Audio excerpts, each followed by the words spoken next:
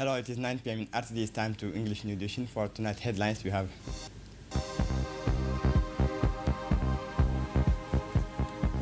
the second phase of aid distributions to affected families in Muluda.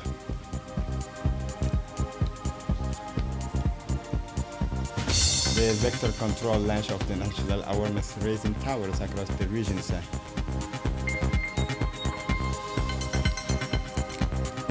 For the international scene, Cameroon crowned continental champions after beating Malawi.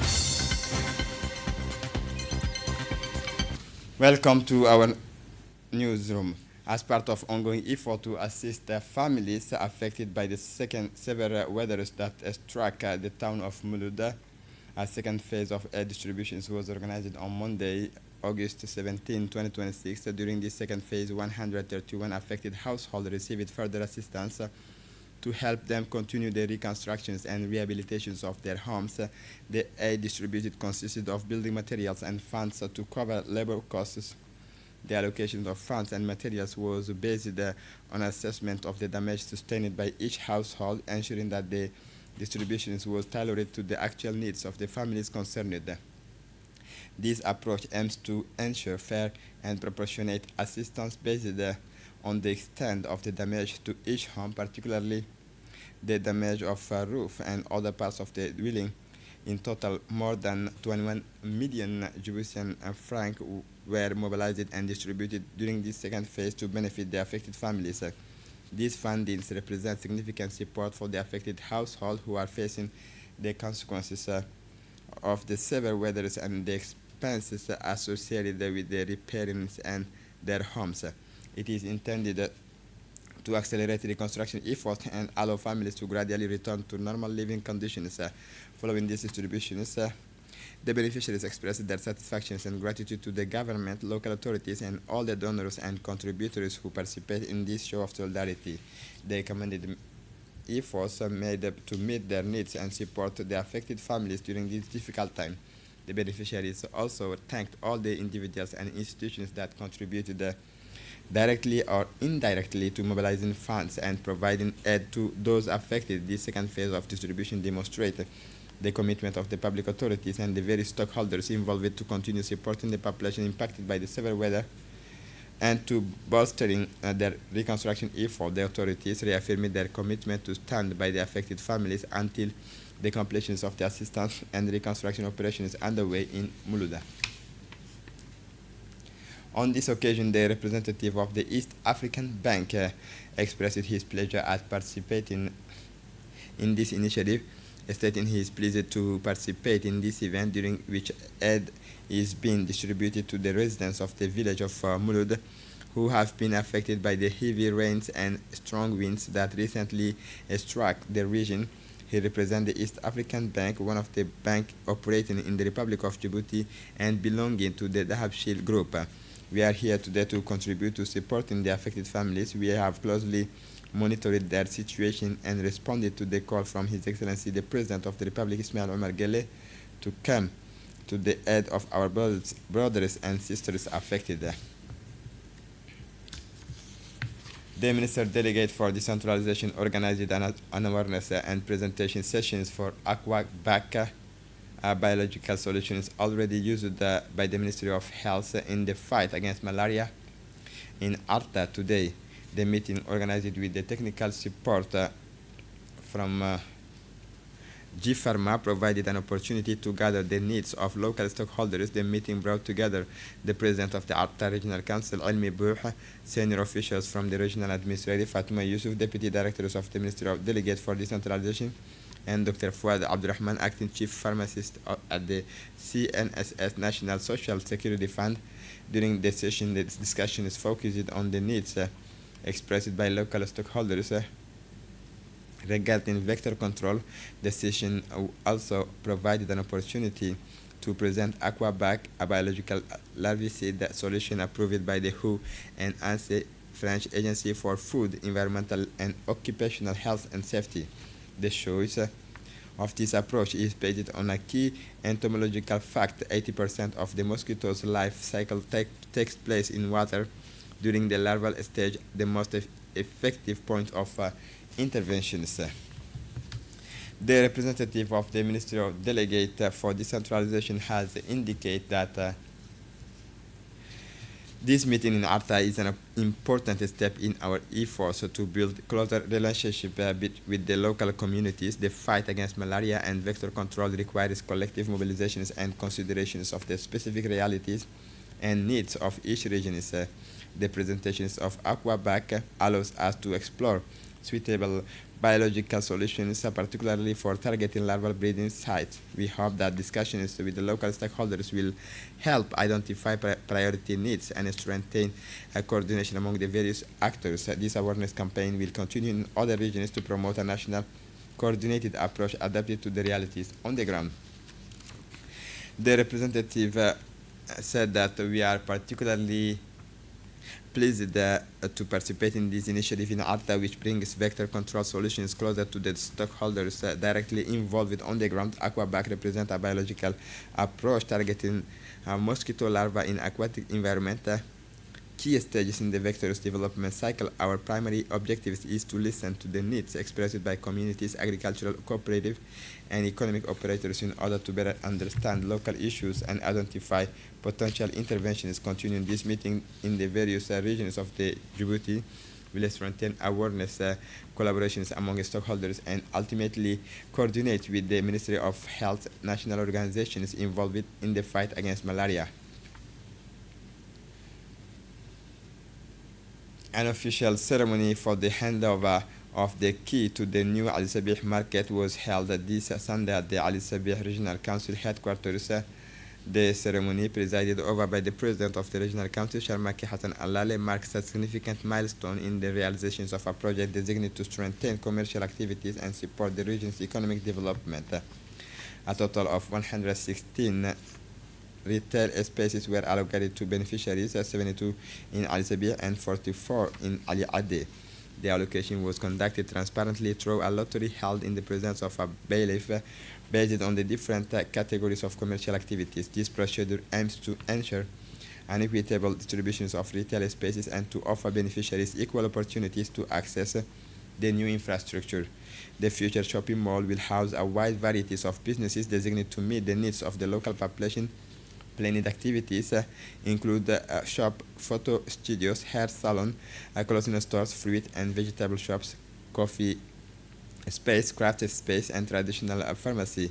This project was made possible by a significant investment of 6.7 million euro from the Federal Republic of Germany through the German Development Bank.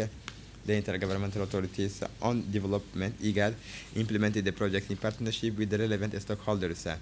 This investment demonstrates the importance placed on developing local economic infrastructure and strengthening business capacity in the region.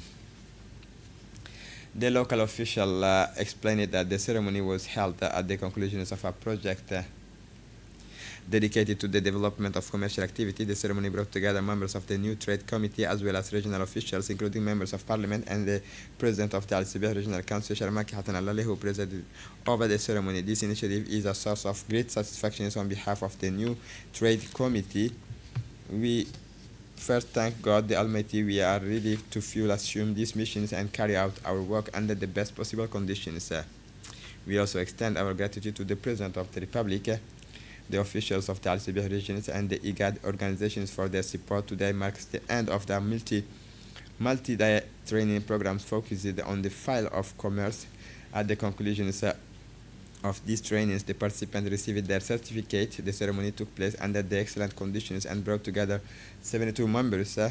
This is a very positive and encouraging result for the continuations of our activities. On behalf of the Al Sabih Regional Council, we are pleased to participate in this ceremony for the handover of the keys to the new market built by the IGAD for the benefit of 70 residents. We thank IGAD for its effort to improve the living conditions of the inhabitants of Ali Sabih. We were present at the key handover ceremony, which was conducted transparently and fairly.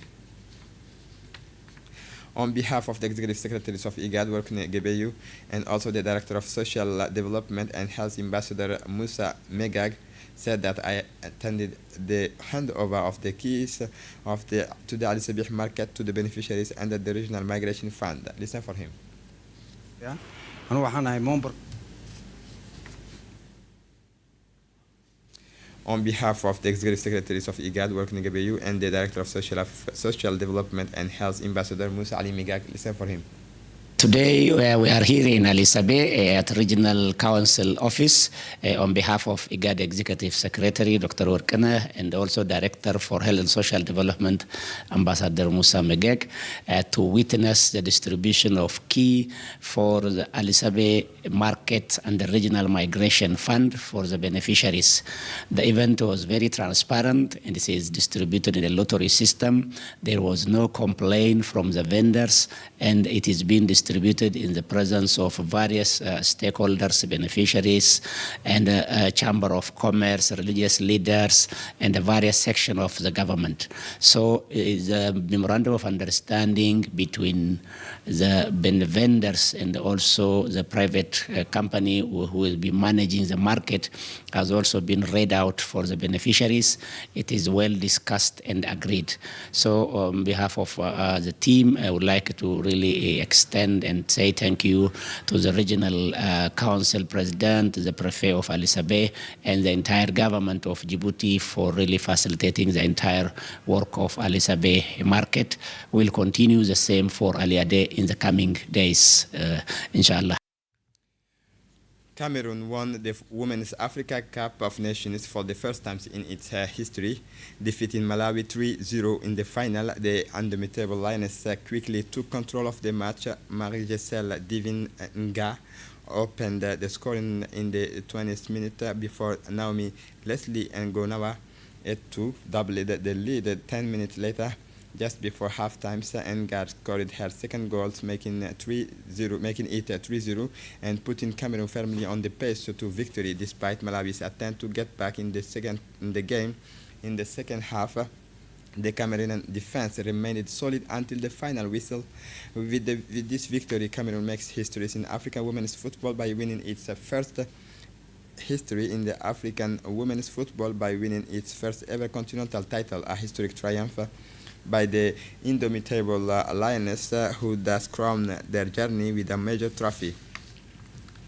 Egypt and Libya are reportedly close to finalizing an agreement to build an approximately 80-kilometer pipeline linking Tobruk in eastern Libya to Alexandria, Egypt. According to reports from several sources, the project aims to bolster Egypt's oil supplies while providing Libya with a new export route for its crude to regional and international markets. Once completed, this oil link could further strengthen economic and energy ties between Cairo and Tripoli, while also giving a new dimension to cooperation between the two countries in the hydrocarbon sector. The death toll from the last week's boat accident on Lake Kariba in the northern Zimbabwe has risen to 72. After at least 26 more bodies were discovered on Saturday, police said the search operations are continuing in the lake's waters to find any other possible victims. Rescue teams deployed on site are continuing operations to recover and identify the bodies. Lake Kariba, located on the border between Zimbabwe and Zambia, it is an important freshwater basin in the region and supports fishing, transportation, and tourism activities. The discovery of this new body brings the provisional deaths toll to 72, while the search continues to establish the final toll of the accident. An earthquake severely damaged a hospital in Ruteng, East Nusa Tenggara Province, Indonesia, forcing medical staff to evacuate patients and set up a file hospital in the facility's parking lot. Due to the damages to the building, medical teams transferred patients to tents to continue providing emergency care. The establishment of this tent hospital is an emergency response pending a full assessment of the damage and the possibility of restoring medical services inside the damaged buildings. In Gaza, wine growers are struggling to revive their vineyards after widespread destructions of agricultural lands in the enclave. Hundreds of thousands of vines are reported to have been destroyed during earth-moving operations carried out by Israeli bulldozers, depriving many farmers of some of their land and their livelihoods. In this context, the revivals of the vineyards represent a way for producers to preserve their livelihoods and maintain a source of food and income within the enclave. And to close up this edition, Belgium continues its effort to control one of the largest fires in its recent history, which is ravaging the High Fence, a vast nature reserve located in the east of the country. The scale of the disaster is causing serious concern about the environmental consequences, particularly for the ecosystems and biodiversities of this iconic nature reserve. Operations are continuing to try to regain control of the fires and accurately assess the extent of the damages. And this is it for the news. Thanks for watching us. Have a good